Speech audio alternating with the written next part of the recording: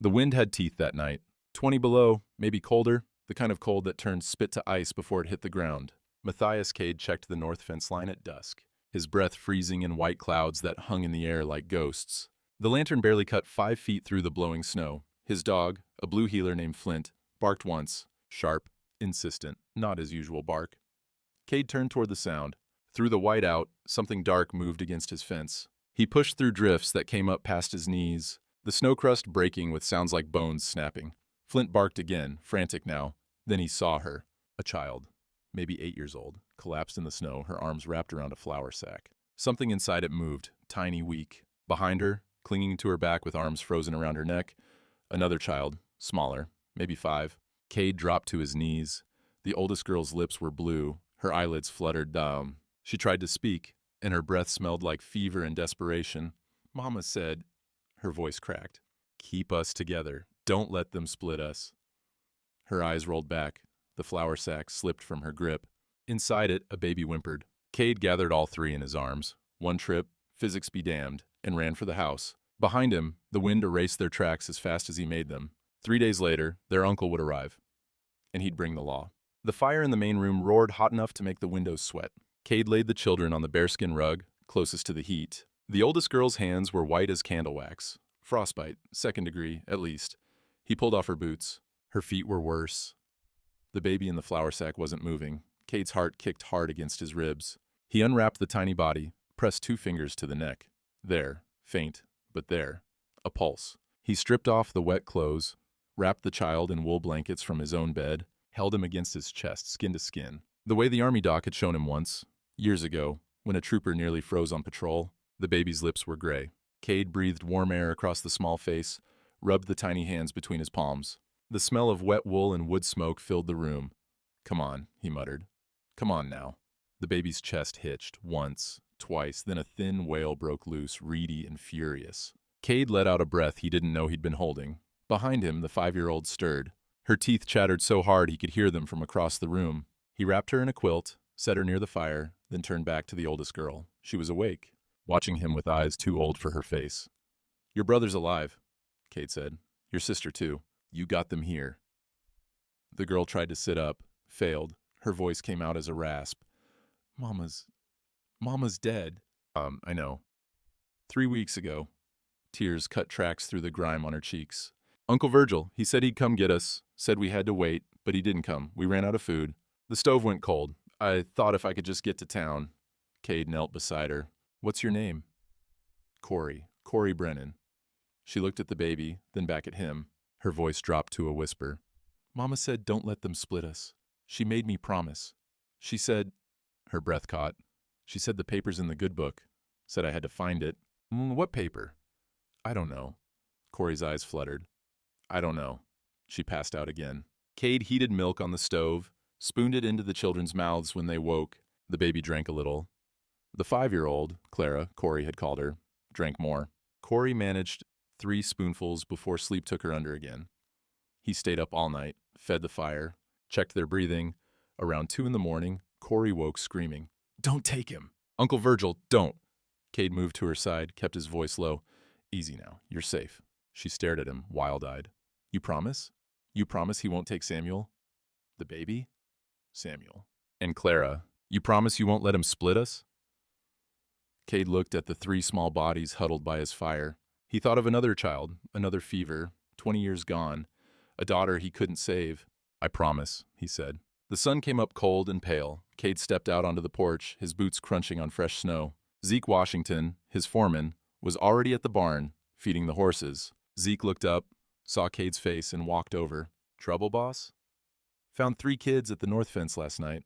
Brennan kids." Zeke went still. "The Brennan place? Out past Tin Fork?" "Same.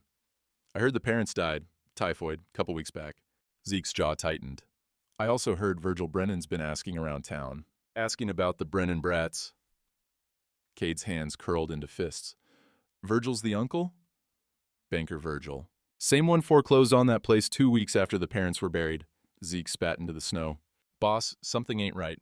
That homestead's been in the Brennan family since '83. They paid cash for it. No loan. But Virgil's saying they owed him money, and now he owns the land." He mentioned the children. "Said they'd be taken care of proper. Zeke's voice went flat. Said it real cold-like. No grief in it, just business. From inside the house, a child cried. Not scared, just waking, confused. Cade turned toward the sound. How long before Virgil shows up here? He was in town yesterday, asking if anyone'd seen the kids. Marshall told him no. Zeke met Cade's eyes. I'd say you got 3 days, maybe less. Blem. The wind picked up, blowing snow off the roof in white sheets. Somewhere beyond the ridge, a coyote howled. Cade looked at the mountains, still dark against the dawn. 3 days, he said quietly. Zeke nodded. What are you going to do? Cade didn't answer. He just walked back inside, where 3 children slept by a fire that wouldn't last forever. 3 days turned into 2. Cade took the children into Tin Fork for supplies. Corey rode up front beside him on the wagon bench, Clara and Samuel bundled in blankets behind. The road was rutted ice, and the wagon wheels cracked through frozen puddles with sounds like gunshots. They pulled up outside Murphy's General Store. The town square was busy for a winter morning, men loading freight wagons, women carrying baskets, children running between the storefronts. The smell of frying donuts drifted from the bakery next door. Cade helped Corey down first. Her frostbitten hands were bandaged, but she could grip well enough. Clara climbed down on her own, holding Samuel against her hip like she'd done it 1,000 times. They'd barely reached the store steps when a voice cut across the square. Well now, Matthias Cade. Didn't expect to see you playing nursemaid. Cade turned. Virgil Brennan stood outside the bank, 20 yards away. He wore a black suit too clean for a frontier town, and his boots had been shined that morning. His face was soft, well-fed, the kind of soft that came from never missing a meal. Virgil walked towards them, slow and deliberate. People stopped what they were doing. Conversations died. By the time Virgil reached the center of the square, half the town was watching. These the Brennan children? Virgil's voice carried. He wasn't asking Cade. He was asking the crowd. Cade stepped in front of Corey. They are. Funny thing, Virgil smiled. I'm their legal guardian. Been looking for them for 3 weeks. And here they are, living at your ranch. He paused, let the silence stretch. A man your age, 52, ain't it? Living alone with 3 children, one of them a girl. His smile widened. What'll folks think, Matthias? Whispers spread through the crowd like fire in dry grass. Cade felt Corey's hand grip the back of his coat. Marshall Hicks stepped forward from the crowd. He was a lean man, 40-something, with gray in his beard and eyes that didn't trust easy. Virgil, you got papers to back that claim? I do. Virgil pulled a folded document from his coat. Legal guardianship, notarized and filed with the county. County clerk. The children's parents signed it before they died, in case anything happened. Hicks took the paper, scanned it. His face didn't change. Looks official. Cade's jaw clenched. When'd they sign it? Last summer, July. Virgil's tone was smooth as creek stones. They came to me for a loan, $800, needed it to get through a bad season. I lent it to them at 18%, fair rate for the risk. They put up the homestead as collateral. He looked at Corey, and they named me guardian of the children in case they couldn't repay. They died of typhoid, Cade said, not debt. Debt don't care how you die. Virgil's voice hardened. They owed me $2,400 with interest. The land barely covers half. The children are my responsibility now, as stated in the contract. Corey made a small sound, not quite a word, just Air Force through a closing throat. Cade turned to Hicks. Let me see that paper. Hicks handed it over. Cade unfolded it, ran his eyes over the words. The signatures looked right. He'd known Corey's father, seen his mark before, but something felt wrong. The ink was too dark, the paper too crisp. It didn't look 6 months old. He smelled it, fresh, almost sweet. Virgil, Cade said quietly, this paper stinks of new ink. That's the notary's doing. He recopied it for filing last month. Virgil didn't blink. Original's in my safe. You want to see it? You can come to the bank, with the marshal. Behind them, a woman's voice rose. It ain't proper, a man alone with a girl child. Another woman joined in. My sister's husband's cousin, same thing happened down in Butte. Turned out bad. The whispers became murmurs. The murmurs became a hum. Virgil looked at Hicks. Marshal, I'm invoking my legal guardianship. I'll take the children now. No. Corey's voice cracked like ice breaking. She stepped around Cade, faced Virgil. You didn't come for us. Mama died, and you didn't come. We ran out of food. The stove went cold. Samuel almost died, and you didn't come. Virgil's face softened into something that might have looked like sympathy, if you didn't see his eyes. Child, I didn't know. I sent word I'd come fetch you, but the snow closed the roads. I came as soon as I could. You're lying. Corey's hands shook. Mama told me. She said don't trust you. She said you wanted the land, not us. Your mama was fevered when she said that, delirious. Virgil's voice dropped, gentle as a trap. Children fear discipline sometimes. Mistake it for cruelty. But I'm family, Corey. Blood. And the law says blood comes first. Hicks looked at Cade. Matthias, I got to follow the law here. Cade's hands curled into fists. Every muscle in his body wanted to move, to fight, to do something, but 20 people were watching. And Virgil had papers. I'll pay the debt, Cade said. $2,400, cash. Today. Virgil smiled. It didn't reach his eyes. This ain't about money, Matthias. It's about what's proper. He pulled 3 slips of paper from his pocket, held them up so the crowd could see. Already bought the tickets. Train leaves May 15th. The papers fluttered in the wind. Train tickets. Corey snatched one before Virgil could pull them back. She read it, and the color drained from her face. Boston. She grabbed another. Chicago. The third. San Francisco. 3 cities. 3 corners of the country, too far to ever find each other again. Doc Sarah Hollis arrived at the ranch 2 days later. She came in a small wagon pulled by a mule that looked older than she was. Doc Sarah was 60-something, with silver hair pulled back tight and hands that moved quick and sure. She delivered half the children in the county, set bones for the other half, and buried more people than the preacher. Cade met her at the door. Appreciate you coming. And Virgil sent word to the marshal, said the children needed examining for malnutrition, said if they're not fit, it proves you're unfit. She stepped inside, set her black bag on the table. So let's prove him wrong. The children sat by the fire. Corey watched Doc Sarah with wary eyes. Clara hid behind her sister. Samuel slept in a wooden crate padded with wool, his small chest rising and falling steady. Doc Sarah knelt beside Corey first. Let me see your hands, child. Corey held them out. The bandages were clean, changed that morning. Doc Sarah unwrapped them slow, gentle. The frostbite blisters had started to heal. Pink skin showed underneath. You're mending well, Mr. Cade's been taking good care. She glanced at Cade. Better than most. She checked Clara next. Listened to her lungs, looked in her ears, felt the glands in her neck. Healthy. Little underweight, but that's weeks of hunger, not days. That don't fall on Mr. Cade. Samuel woke when Doc Sarah picked him up. He didn't cry, just watched her with dark, serious eyes. She checked his breathing, his color, the way his legs kicked when she tickled his feet. Strong, she said. Thriving, even. She set him back in the crate, turned to Cade. Virgil's claim won't hold. These children are well-fed, well-kept, and clearly loved. He's got guardianship papers. I know. I saw them. Doc Sarah's mouth pressed into a thin line. I also delivered Corey. Was there when her mama labored for 14 hours in that little cabin. And I can tell you, her mama never mentioned owing Virgil Brennan a single cent. She pulled a chair close to the fire, sat down heavy. What she did say, near the end when the fever had her, was this. Tell Corey find the paper in the good book. Tell her don't trust Virgil. Tell her keep them together. Cade looked at Corey. You hear that? Corey nodded. Mama said it to me too, over and over, but I don't know what paper she meant. Doc Sarah's eyes went to the small cloth satchel sitting by Corey's bedroll. That your mama's bag? Yes, ma'am. What's in it? Corey opened it, pulled out the contents one by one. A cotton handkerchief, a wooden comb, a tintype photograph of her parents, young and unsmiling, and a Bible, thick, leather-bound, with a cracked spine. Doc Sarah took the Bible, turned it over in her hands. Her fingers traced the spine. This feels heavy. Miss Mama read from it every night. Doc Sarah pressed her thumb against the spine's edge. It gave a little, like something was wedged inside. She looked at Cade. You got a knife? Cade handed her his pocket knife. Doc Sarah slid the blade along the spine's stitching, careful not to cut the leather. The thread parted. She reached inside the gap, felt around, and pulled out a folded piece of paper. The room went quiet, except for the fire's crackle. Doc Sarah unfolded it, read it once, read it again. Then she handed it to Cade, without a word. It was a land deed, 160 acres. Deeded to Corey Ann Brennan, Clara Mae Brennan, and Samuel James Brennan by their father, dated March 1887, 2 years before the parents died. Cade's breath came out slow. He put the land in their names. Before he ever went to Virgil for a loan. Doc Sarah's voice was cold as the wind outside.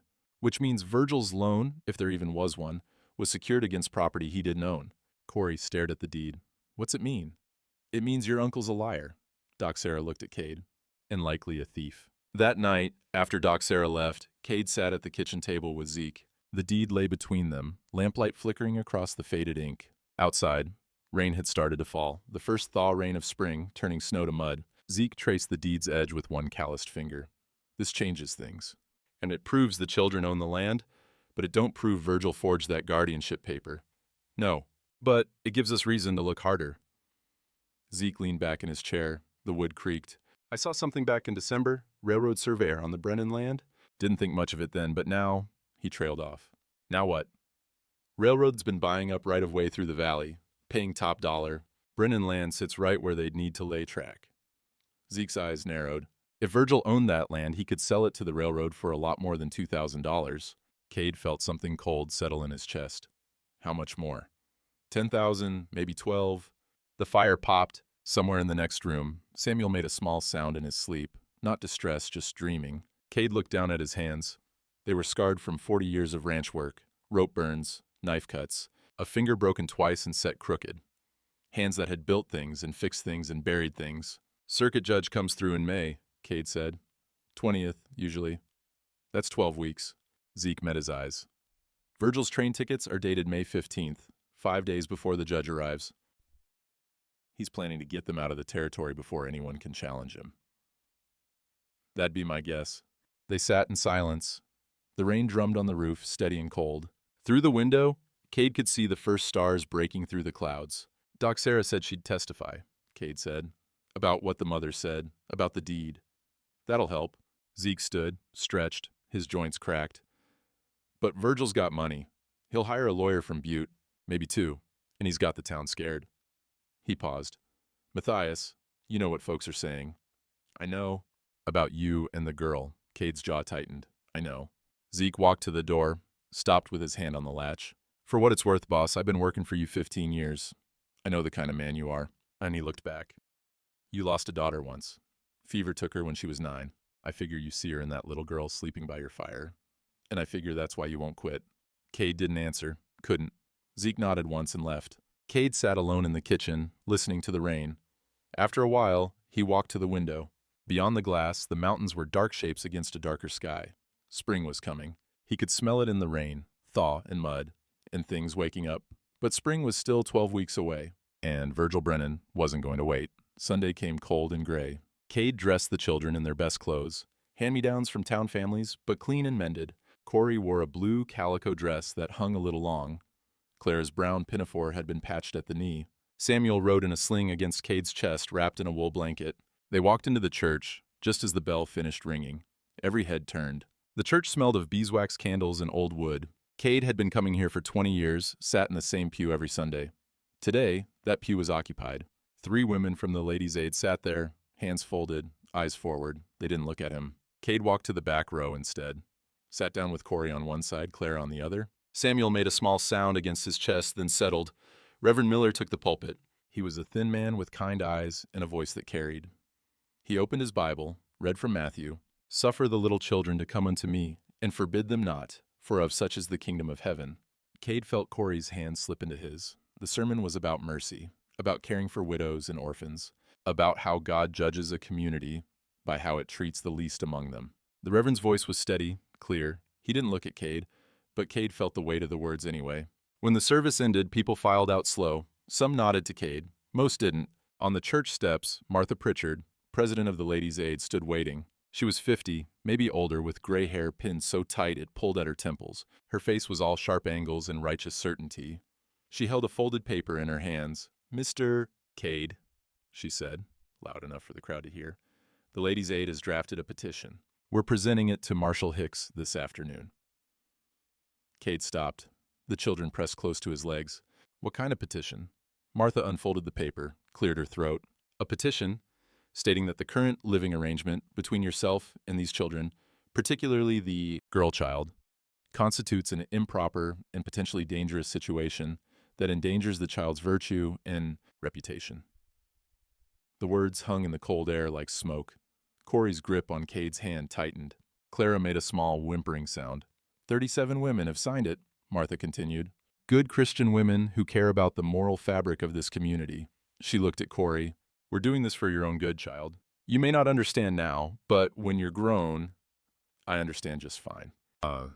Corey's voice shook, but it didn't break. You think Mr. Cade's a bad man, but he's the only one who came for us when we were dying. Martha's expression softened into something that might have been pity. That may be, dear. But propriety matters. Appearances matter. A man his age, unmarried, alone with a young girl, it simply isn't done. Not in decent society. Cade felt the eyes of the whole congregation on him, judging, measuring, finding him wanting. He opened his mouth to speak, but Martha had already turned away. She descended the steps, her skirts swishing. The other ladies' aid members followed like ducklings in a line. Corey looked up at Cade.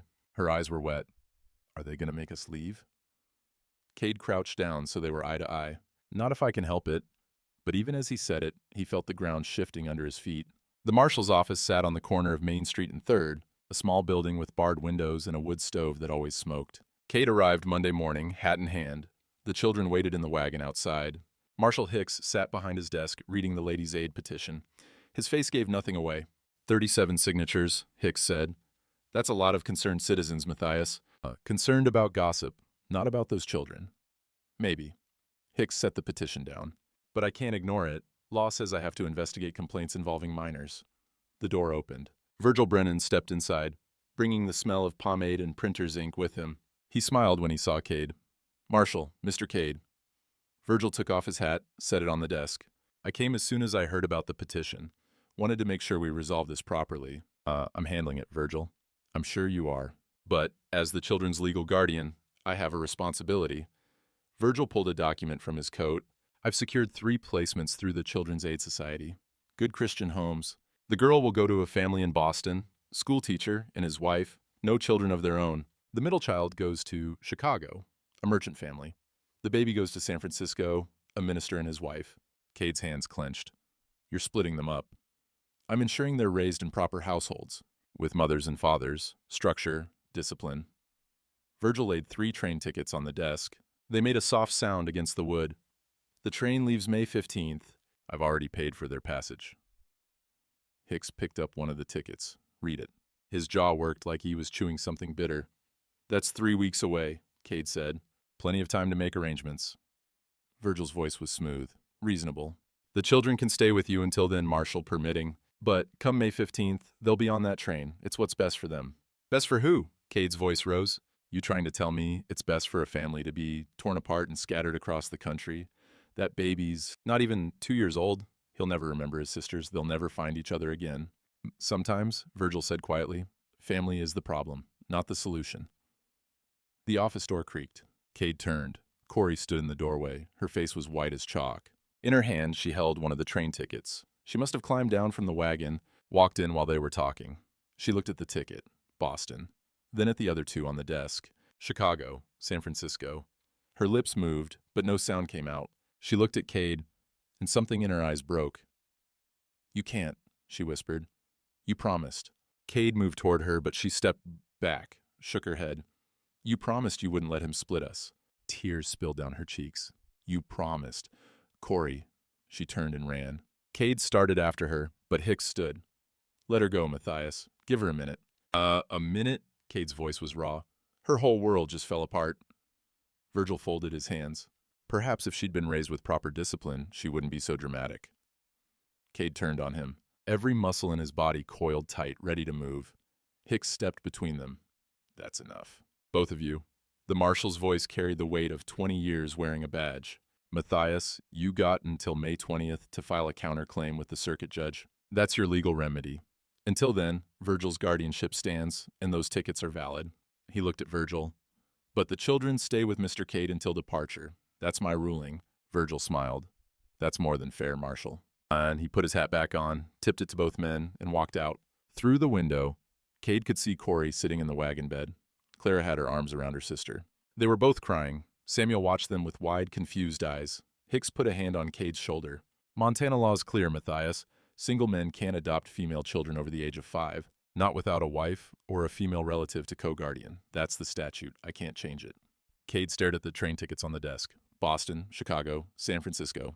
3 directions. No way back. Spring branding started the first week of April. The snow had mostly melted, leaving the ground soft and treacherous. Mud sucked at boots and wagon wheels. The creek ran high and fast, brown with runoff. Cade and his ranch hands worked the corrals from dawn to dusk. The smell of burnt hair and hot iron filled the air. Cattle bawled, calves kicked, and men shouted instructions over the noise. Corey appeared at the fence mid-morning. She'd barely spoken since the day at the marshal's office. Mostly she just sat by the fire, holding Samuel, staring at nothing. Now she watched the men work, watched Zeke wrestle a calf to the ground, watched another hand press the iron against its flank. The calf bucked once, then went still. "Can I help?" she asked. Cade looked up from the calf he was holding. "It's hot work, dangerous." "I ain't scared of work." Zeke glanced at Cade, raised an eyebrow. Cade nodded once. "All right, come hold this rope." Corey climbed the fence, dropped into the corral. Her boots, too big, borrowed from town, sank into the mud. She took the rope Zeke handed her, wrapped it around her bandaged hands the way he showed her. For an hour she worked, held ropes, opened gates, carried water to the men. Her face flushed red from exertion and heat, but she didn't complain. Around noon, one of the hands called for a fresh iron. Corey was closest to the fire. She grabbed the iron by its handle, but she misjudged. The brand was heavier than she expected, and her grip wasn't firm enough. The iron tilted. The red-hot end swung toward Cade's outstretched hand. He saw it coming, but didn't pull back fast enough. The brand pressed against his palm for less than a second, but that was enough. The smell of burning flesh cut through everything else. Sharp, acrid, wrong. Cade jerked his hand back. Didn't make a sound. Just looked at the burn, then at Corey. Her face went white. The iron dropped from her grip into the mud. "I'm sorry," she whispered. I'm sorry. Easy." Cade's voice was steady. He held up his hand. The burn was angry red, already starting to blister. The brand's mark was a circle with a line through it. The Cade Ranch mark. "It's just a burn." Zeke appeared with a bucket of cold water. "Boss, you need to get that in here. Now." Cade dipped his hand in the water. The cold bit deep, made his teeth clench. But he kept his hand steady. Corey stood frozen, tears streaming down her face. "I didn't mean to. I swear I didn't mean to." Cade pulled his hand from the water, looked at the burn. It would scar, no question. Deep enough to mark him permanent. "I know you didn't." He flexed his fingers, testing. They worked, though it hurt like hell. "Accidents happen. You should put salve on that," Zeke said. "Keep it from scarring." Cade looked at the burn again. The ranch mark, seared into his flesh by a child who'd been trying to help. A child who'd lost everything and was terrified of losing more. "No," he said quietly. "Let it be." Zeke frowned. "Boss, that's gonna leave a mark." "I know." Cade wrapped his hand in a clean cloth. The blood seeped through, dark and spreading. He looked at Corey. "A man bears his marks, Corey. The honest ones, anyway." She didn't understand. He could see it in her face. But she nodded anyway, wiping her eyes with the back of her hand. That night, after the children were asleep, Cade sat on the porch. The burn throbbed in time with his heartbeat. He unwrapped it, looked at it in the lamplight. The brand mark was clear, his ranch mark. Proof of ownership, usually. But on his hand, it meant something else. Proof of family. Not blood, not law. Just the mark left when someone tries to help and hurts instead, and you choose to keep the scar anyway. The next morning, Corey found him in the barn. He was checking the burn, rewrapping it with fresh cloth. "Does it hurt?" she asked. "Some." She stepped closer, looked at the burn. The blistering had gotten worse overnight. "I could get Doc Sarah." "Don't need Doc Sarah for this." "But, Corey," he looked at her. "You remember what I said about bearing your marks?" She nodded. "This mark tells a story. It says you were trying to help. It says I trust you enough to let you work beside me. It says..." He paused. "It says you're part of this place, part of me, and I don't need salve to make that go away." Corey's eyes filled. "Even though I hurt you?" "Especially because you hurt me." He finished wrapping the cloth, tied it off. "Love ain't just about the times things go right, Corey. It's about the times things go wrong, and you stay anyway." She was quiet for a long moment. Outside, the chickens clucked. A rooster crowed. The morning sun slanted through the barn door, golden and warm. "Mr. Cade?" Corey's voice was small. "Can I see your daughter's room?" The question hit him like a fist. He'd kept that room locked for 20 years. Hadn't been inside since the day they buried her. But he looked at Corey, this child who'd walked through a blizzard carrying her siblings, who'd kept them alive through weeks of cold and hunger, who'd just asked to see the one place in the world he couldn't bear to visit, and he found himself nodding. "All right," he said. "Come on." The town dance fell on the last Saturday of April. The whole county came, families in wagons, young men on horseback, women carrying pies and covered dishes. Lanterns hung from the rafters of the community hall, and someone had brought a fiddle, a banjo, and a man who could play the accordion like he'd been born with it in his hands. Cade arrived with his children just after sundown. Corey wore the blue calico dress, freshly washed. Clara had wildflowers braided into her hair. Samuel rode on Cade's hip, eyes wide at all the noise and light. Inside, the hall smelled of pine soap and boot leather. Tables lined the walls, covered with food. The music had already started, a reel, fast and bright. People noticed them right away. Conversations paused, heads turned. But Zeke was there, and Doc Sarah, and a handful of ranch hands who worked for Cade. They made space, pulled chairs together, acted like nothing was unusual. Clara tugged on Corey's sleeve. "Can we dance?" "I don't know how." "I'll teach you." And it was one of the ranch hands. Billy, 19 years old with red hair and a crooked smile. He held out his hand to Clara. "Come on, little miss, it's easy." Clara looked at Cade. He nodded. She took Billy's hand and let him lead her to the floor. Corey watched her sister spin and laugh, and something in her face softened. For the first time in weeks, she looked like a child. "You want to try?" Cade asked. Corey hesitated. "People are watching. Let them watch." He stood, held out his hand. Corey looked at it, at the bandage still wrapped around his palm, and took it. They moved to the edge of the dance floor. Cade showed her the steps, slow and simple. 1, 2, 3, 1, 2, 3. She stumbled at first, stepped on his boots twice, but by the third turn around the floor, she had it. She smiled. Not big, not loud, just a small curve of her mouth that said maybe, just maybe, things could be all right. Then the music stopped. Cade looked up. The crowd had parted. Women were gathering their children, pulling them close. Men stood with arms crossed, faces hard. Martha Pritchard walked to the center of the floor. Behind her, a dozen women from the Ladies' Aid formed a line. "This dance," Martha said, voice ringing clear, "is for decent, God-fearing families." She looked at Cade. "Not for men who play at being fathers when they got no right." The hall went silent, except for Samuel's small whimper. Cade's jaw clenched. But before he could speak, Zeke stepped forward. "Mrs. Pritchard," Zeke said, his voice calm and steady, "Mr. Cade's been coming to this dance for 20 years. Ain't nobody ever questioned his decency before." That was before he took in a girl child, unmarried, unchaperoned. Martha's eyes swept the crowd. "We're only thinking of the child's welfare." Are you?" Doc Sarah stood now, her voice sharp as a scalpel. "Because from where I sit, that child was starving and freezing 3 months ago. Now she's healthy, fed, and loved. Seems to me her welfare's just fine." Murmurs ran through the crowd. Some nodded, others frowned. Martha's face reddened. "The law agrees with us. Marshal Hicks has seen the petition. The circuit judge will rule on this matter in 3 weeks, and when he does, a new voice interrupted, he'll see a man who saved 3 children's lives." Heads turned.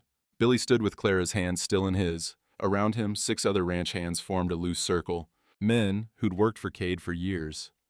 Men who knew him. "I've worked for Mr. Cade since I was 14, Billy said. "He taught me to read, taught me to handle stock. Paid me fair, treated me decent." He looked at Martha.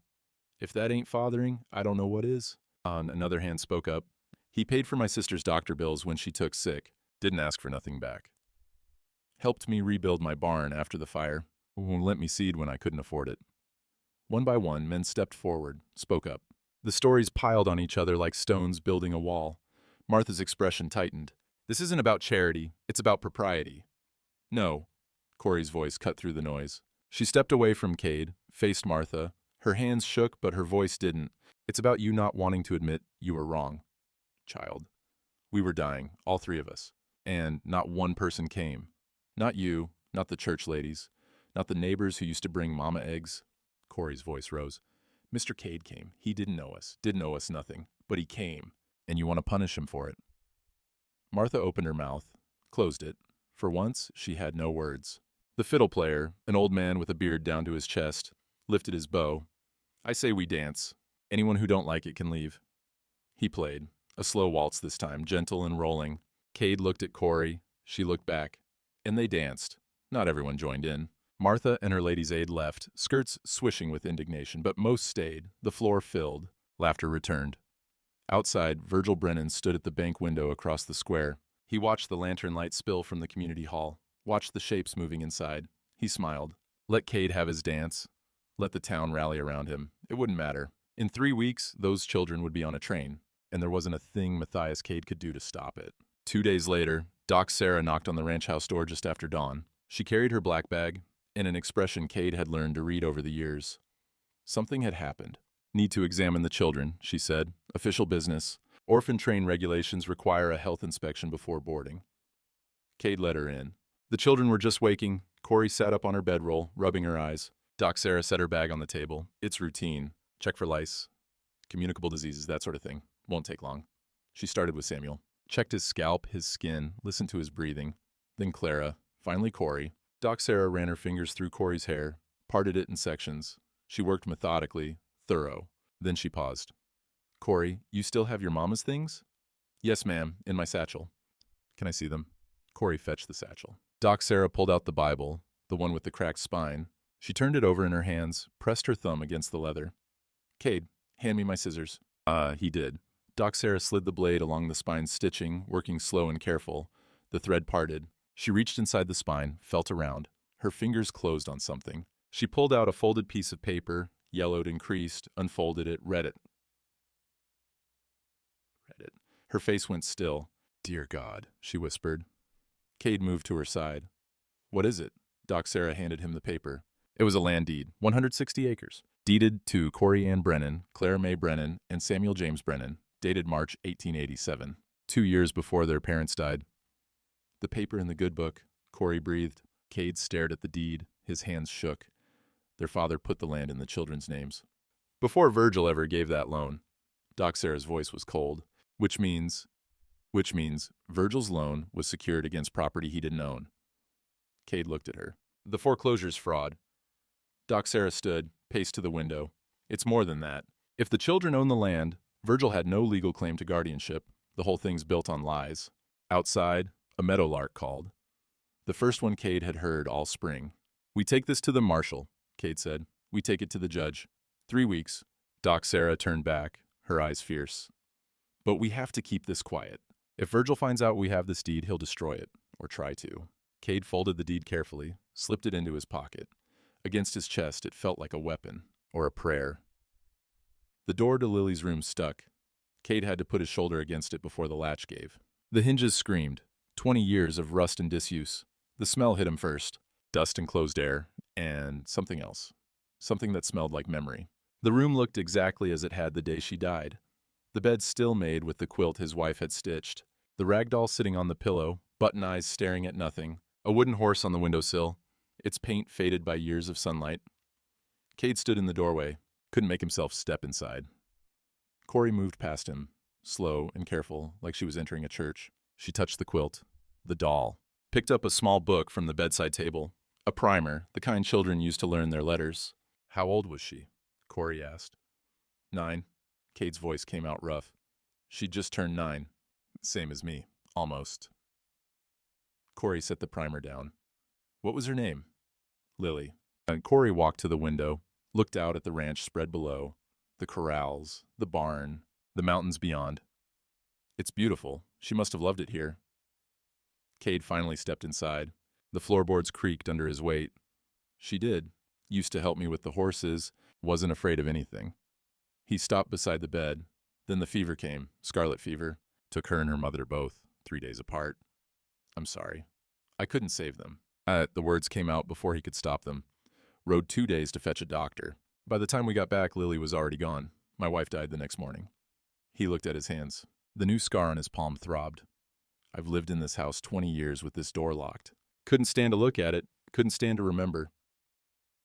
Corey turned from the window. Her eyes were wet. Can I sleep here?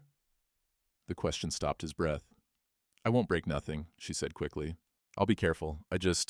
She looked around the room. It feels safe. Like somebody loved it once.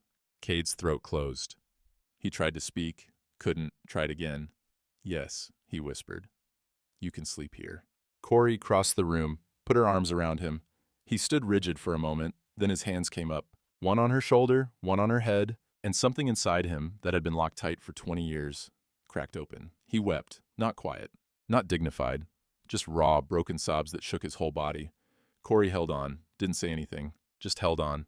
When he finally stopped, she pulled back, looked up at him. You're a good man, Mr. Cade. I don't care what them church ladies say. He wiped his face with the back of his hand. I'm just a man, Corey. That's all. Just a man who's trying not to fail again. You ain't failing. She squeezed his hand, the one with the burn. You're here. That night, Cade couldn't sleep.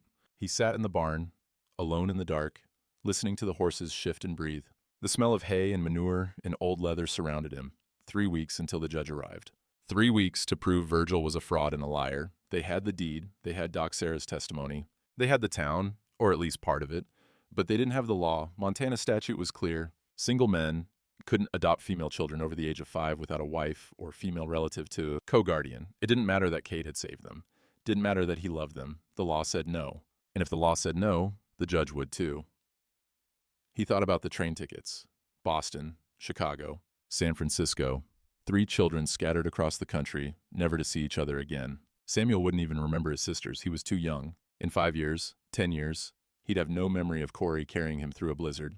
No memory of Clara singing to him when he cried. Cade put his head in his hands. Maybe Martha Pritchard was right. Maybe he was too old, too broken, too alone to raise these children. Maybe the best thing he could do was let them go. Let them have real families, mothers and fathers, brothers and sisters. Let them forget him. The barn door creaked. Zeke stepped inside, a lantern in one hand. Figured I'd find you here. Cade didn't look up. Can't sleep. Neither can I. Zeke set the lantern on a hay bale, sat down beside it. His face was shadowed, unreadable. You thinking about quitting? I'm thinking about what's best for them. And you figure that's letting Virgil win? I figure that's following the law. Cade's voice was flat. Maybe the law's right.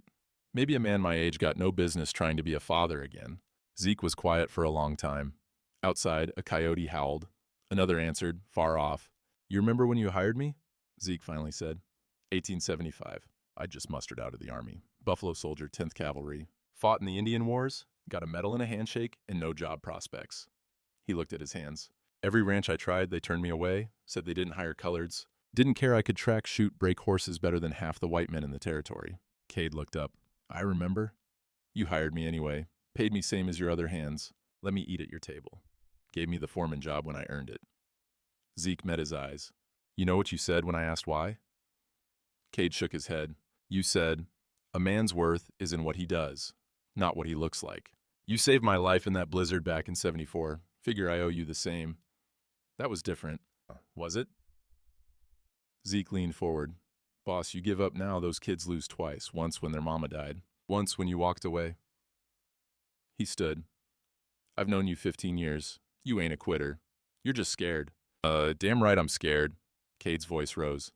I failed my daughter. I failed my wife. What makes you think I won't fail these children too?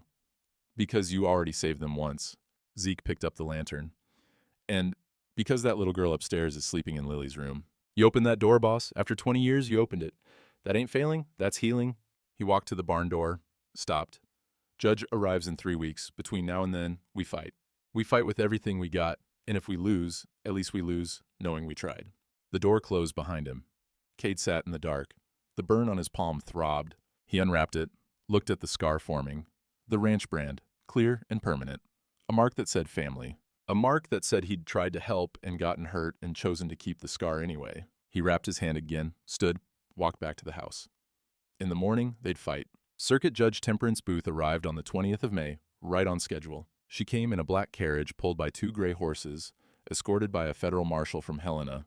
The whole town turned out to watch. Judge Booth was 60 if she was a day, with iron gray hair pinned in a severe bun and eyes that missed nothing. She wore a black dress, buttons to the throat, and carried a leather satchel that looked older than most of the buildings in Tin Fork.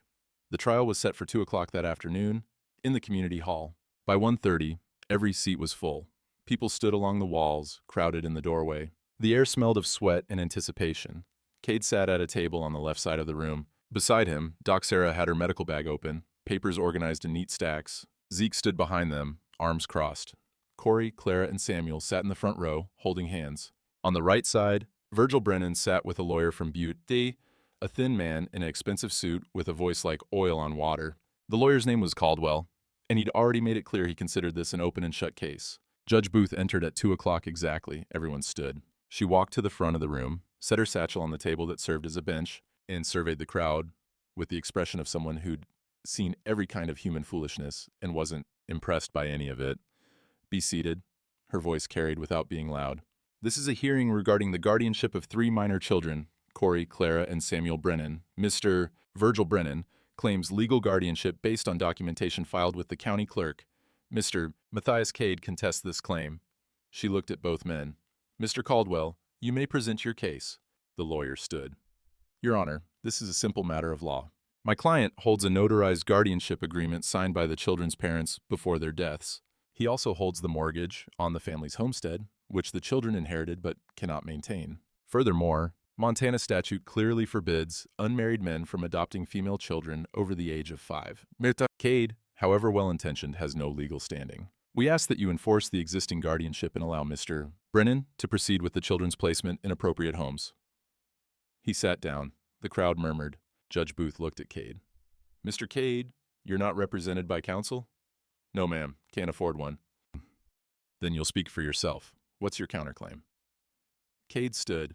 His legs felt unsteady.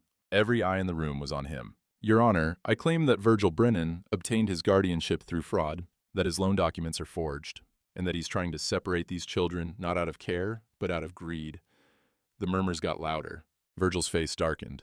Judge Booth raised one hand. Silence fell. Those are serious accusations, Mr. Cade. Can you prove them? I can, ma'am. With your permission, I'd like to call witnesses. She nodded. Proceed. Doc Sarah stood first. She testified about examining the children when they first arrived at Cade's ranch. Malnourished, frostbitten, traumatized. She testified about their mother's dying words. Find the paper in the good book. Don't trust Virgil. Keep them together. Caldwell objected. Hearsay, Your Honor. The mother's not here to confirm. I'll allow it, Judge Booth said. Continue, Doctor. Doc Sarah described the children's condition now. Healthy, well-fed, thriving. She pulled out her medical records, handed them to the judge. In my professional opinion, Mr. Cade has provided exemplary care. The children show no signs of neglect or abuse. They're bonded to him. Separating them now would cause significant psychological harm. Caldwell stood. Doctor, isn't it true that propriety concerns have been raised, that Mr. Cade's living arrangement with a young girl is improper? Doc Sarah's voice could have cut glass.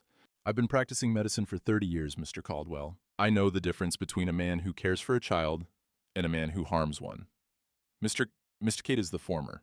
Anyone who suggests otherwise is either a fool or a liar. The crowd erupted. Judge Booth's gavel cracked like a gunshot.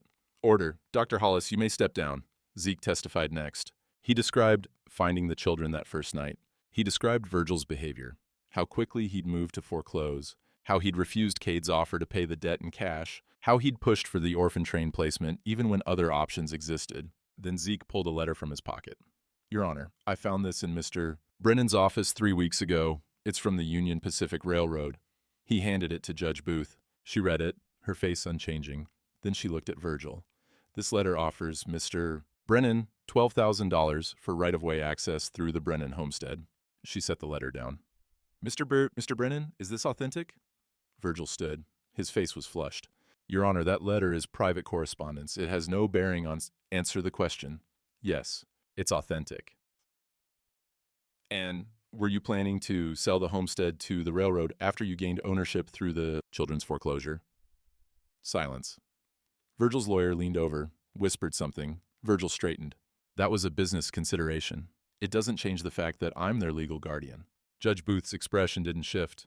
We'll see. Mr. Cade, do you have additional evidence? Cade's hand went to his pocket, felt the folded deed there. This was it, the moment everything turned. But before he could speak, Corey stood. Your Honor, can I say something? Judge Booth looked at her. How old are you, child? 9, ma'am. Almost. This is highly irregular, she paused. But I'll allow it. Come forward. Corey walked to the front of the room. She looked small standing there, her blue dress too big, her hands clasped in front of her, but her voice was steady. My mama died in my arms, she said. She had the fever for 3 days, and I tried to keep her cool with wet cloths, but it didn't help. Before she died, she made me promise 3 things. 1, keep my brother and sister together. 2, find the paper in the good book. 3, don't trust Uncle Virgil. Judge Booth leaned forward. Why shouldn't you trust him? Because he came to our house once, when Daddy was still alive. I was supposed to be sleeping, but I heard them arguing. Uncle Virgil said Daddy owed him money.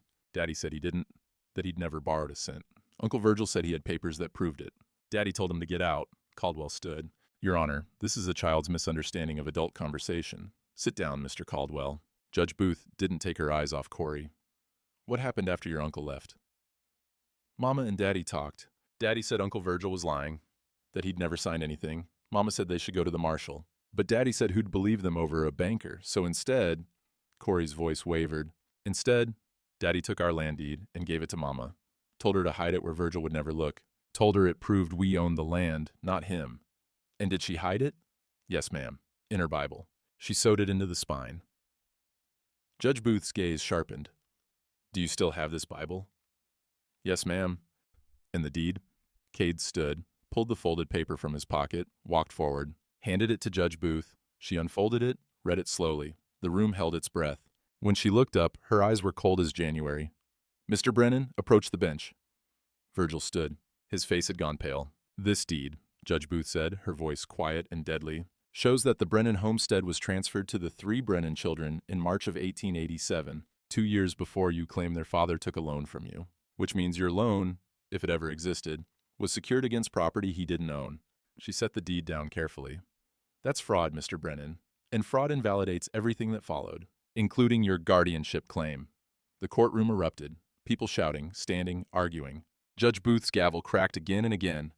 Order! I will have order or I will clear this room. Silence fell. Judge Booth turned to Cade. Mr. Cade, approach. He did. His heart hammered so hard he could feel it in his throat.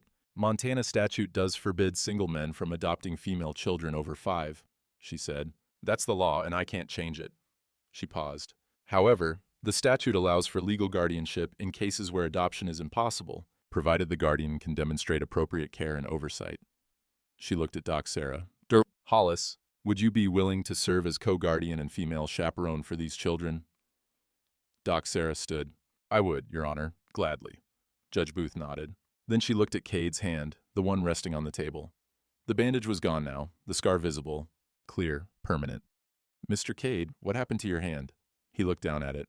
The ranch brand burned into his palm by accident and kept on purpose. Corey did it, ma'am. During spring branding, she was trying to help, the iron slipped, and you refused treatment? Yes, ma'am. Why? He flexed his fingers, the scar pulled tight. Because a man doesn't scar for strangers, Your Honor. He scars for kin. Judge Booth stared at him for a long moment. Then she picked up her gavel.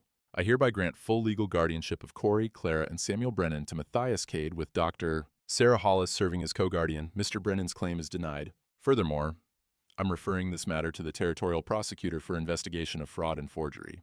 The gavel fell. This hearing is concluded. The room exploded. People cheering, crying, shouting. Corey ran to Cade, threw her arms around him. Clara and Samuel followed. Cade held them all, his scarred hand pressed against Corey's back. Across the room, Virgil Brennan sat frozen. His lawyer gathered papers, already preparing to leave. The federal marshal moved toward Virgil, hand resting on his gun. Outside, the sun was setting. Golden light poured through the windows. Spring had finally come. The town threw a celebration that night, not in the community hall. Martha Pritchard still had the key and wasn't giving it up, but in the street, outside Murphy's General Store. Someone brought a fiddle, someone else brought whiskey. The ranch hands built a fire in an old barrel, and people gathered around it as the stars came out. Cade stood on the edge of the crowd watching. Corey danced with Billy, her face bright with something that looked like joy. Clara sat on Zeke's shoulders, clapping to the music. Samuel slept against Doc Sarah's chest, wrapped in a blanket. Marshal Hicks approached, a tin cup in his hand. Hell of a day, Matthias. That it was. On Judge Booth's putting Virgil on the next stage to Helena. Federal prosecutor wants him for wire fraud, too. Turns out he's been running the same scheme on homesteaders all over the territory. Hicks took a drink. He'll see prison. 2 years at least, maybe more. Cade watched the fire. Sparks rose into the dark sky, disappeared among the stars. Good. For what it's worth, Hicks said quietly. I'm sorry. Should have seen what he was doing sooner. You followed the law. Can't fault a man for that. Law ain't always right, though. Hicks set his cup down. That scar on your hand, that was smart. Judge saw that and knew. She knew what you were. What am I? A father. Hicks clapped him on the shoulder. Congratulations. He walked away. Cade stood alone, watching his children, dance in the firelight. Doc Sarah appeared beside him. Samuel still asleep in her arms. You did good today. We did good. Couldn't have done it without you. Matthias Cade, if you're about to get sentimental, I'm leaving. He smiled. It felt strange on his face, like a muscle he'd forgotten how to use. Wouldn't dream of it. She looked at the baby in her arms. You know I meant what I said in there, about being co-guardian. These children need a woman's influence. I'll be around, weekly visits at least, more if needed. So I'd appreciate that. And if any of those church ladies give you trouble, you send them to me. I've got 20 years of their medical secrets, and I ain't afraid to use them. Cade laughed. Actually laughed. Yes, ma'am. The music changed. A slow waltz. Corey appeared in front of him, breathless and smiling. Will you dance with me? He looked at Doc Sarah. She took Samuel, shooed him away. Go on. Cade let Corey lead him into the circle of dancers.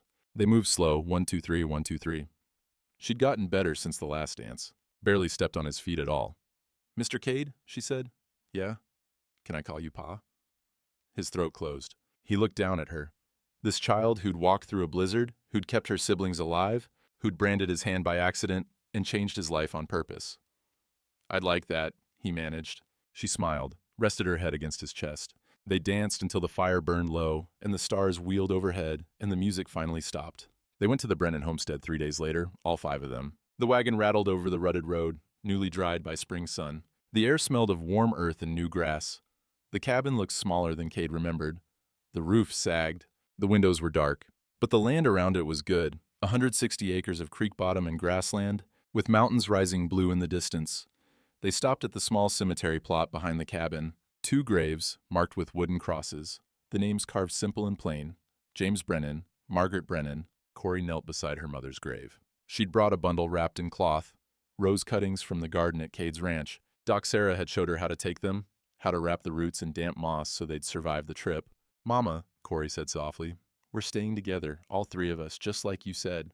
She dug a small hole beside the grave with her hands, planted the first cutting, patted the earth down around it, and I found the paper. It saved us. Clara planted the second cutting. Samuel, with Cade's help, planted the third. When they were done, Cade pulled the Bible from his coat.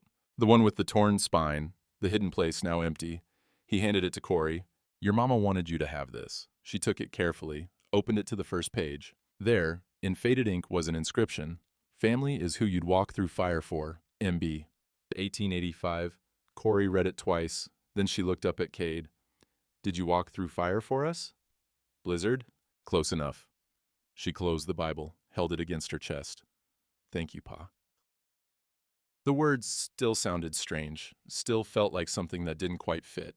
But Cade figured they'd grow into it, him and her both. They stood there a while longer, the 5 of them, looking at the graves and the land and the mountains beyond. Then Clara tugged on Cade's sleeve. Can we go home now? Home, not the cabin, not the homestead, the ranch, the place with the big house and the barn and the room that used to be locked. Yeah, Cade said. Let's go home. They climbed back into the wagon. As they pulled away, Cade looked back once. The rose cuttings stood thin and fragile beside the graves, barely more than sticks in the ground. But come next spring, they'd bloom. He'd make sure of it. That night, after the children were asleep, Cade sat on the porch. The air was warm, almost gentle. Somewhere in the dark, an owl called. He looked at his hand. The scar had fully healed now. The brand mark clear and permanent. His ranch mark burned into his flesh, proof of family, proof of choice. Proof that sometimes the best things in life come from accidents you decide to keep. Zeke appeared from the barn, carrying a lantern. He sat down on the steps beside Cade. Judge sent a rider this afternoon. Virgil's in custody and Helena. Trial's set for July. Good. Also sent the deed back. Says it's yours to hold in trust for the children until Corey turns 18. Zeke pulled a pipe from his pocket, packed it slow. That's 10 years, boss. You sure you're ready for that? Cade looked at the house. Through the window, he could see lamplight. Could imagine Corey sleeping in Lily's room, Clara and Samuel in the next room over. Could hear, faintly, the sound of breathing, of life. Yeah, he said. I'm ready. They sat in comfortable silence. The stars wheeled overhead. The mountains stood dark against the sky. And in the house behind them, 3 children slept safe, finally home. 20 years later, on a spring morning much like that one, an old man sat on the same porch. His hair had gone white. His hands shook a little when he lifted his coffee cup. But the scar on his palm was still there, clear as the day it was made. A wagon came up the road, raising dust. It stopped in the yard, and a woman climbed down. She was 28 now, with her mother's eyes and her father's steady hands. Behind her, 3 children tumbled out, 2 boys and a girl, ranging from 3 to 7. Grandpa Cade! The oldest boy ran up the steps, threw his arms around the old man's neck. Matthias Cade held him close, breathed in the smell of child sweat and sunshine. Hey there, Jimmy. You been good for your mama? Mostly. Corey climbed the steps, her own baby, a girl of 6 months, on her hip. He's been terrible. Takes after his grandfather. Cade smiled. That's so. The children scattered into the house, familiar with every corner. Corey sat down beside Cade, shifted the baby to her other hip. Clara sends her love. She and Thomas are expecting again in August. Fourth one? Fifth. She's trying to beat me. Corey laughed. Samuel wrote too. Says he's bringing his family down from Helena for harvest time. Cade nodded. All three of them, still together after all these years, still family. The baby grabbed for Cade's hand, caught his scarred palm in her tiny fingers. She traced the mark with curiosity, too young to understand what it meant. She always goes for that scar, Corey said. Why you reckon that is? Cade looked at the mark, the ranch brand, faded now but still visible. A circle with a line through it, simple, permanent. Scars tell stories, he said, even when we can't speak them out loud. And what stories that one tell? He thought about a night, 20 years ago, a blizzard, 3 children at his fence line, a choice he'd made without thinking and then fought like hell to keep. It tells the truth, he said. That family ain't always blood. Sometimes it's who you'd scar for, who you'd stand before a judge for, who you'd carry through a blizzard even when you didn't know their names. Corey's eyes went wet. She leaned over, kissed his weathered cheek. You carried us all, Pa. You know that? No, he said quietly. You carried me. From inside the house came the sound of children laughing. The baby in Corey's arms cooed, reaching for the sunlight, and out past the corrals, where the land rolled green toward the mountains, roses bloomed on 2 graves and 1 symbolic marker, red and white and yellow, proof that love survives even when the body doesn't. Matthias Cade took a sip of his coffee. It had gone cold, but he didn't mind. A man measures his life by what he carries, he figured. And what carries him? He'd carried 3 children through a blizzard once, when they had nothing and no one. And they'd carried him out of 20 years of grief, back into a world where locked doors could open and scars could mean family and spring always came again. That seemed like a fair trade. Better than fair. It seemed like grace.